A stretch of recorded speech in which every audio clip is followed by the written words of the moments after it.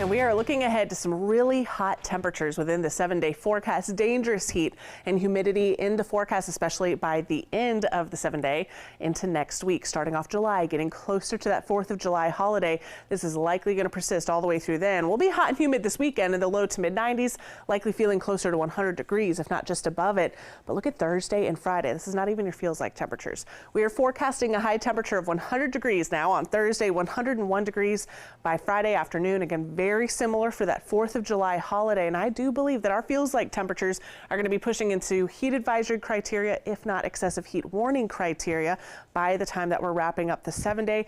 That is something that we will keep you posted with as we get closer and closer. There's that early heads up as you make some of those 4th of July weekend plans. And if you have weekend plans this weekend, scattered showers and storms amidst the heat and humidity, that's going to be the big story. We've already seen some of these storms fire up so far this afternoon and evening. We had some rain in Charlotte this morning.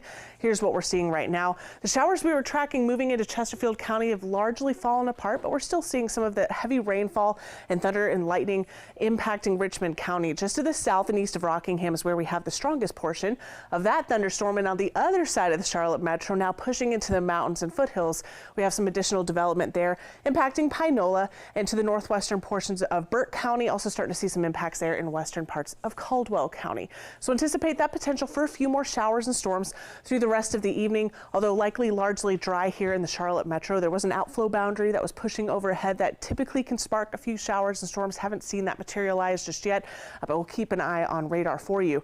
Heading into the weekend, scattered showers and storms are likely both days. You'll have plenty of time to get outside and enjoy those outdoor plans. I'll just be flexible with them. Have a plan B. You can move inside, at least temporarily, as some of those move through with those high temperatures topping out in the low to mid 90s. Just looking at what radar could look like tomorrow.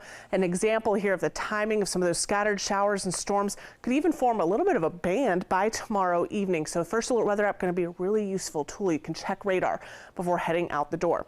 Putting this all together for you and taking a look here at the 7-day forecast, what we're going to notice with time is that these temperatures just gradually climb into the start of next week, and then eventually we're closing in on that 100-degree mark Thursday, Friday, and as I mentioned, even beyond the 7-day forecast into your 4th of July weekend.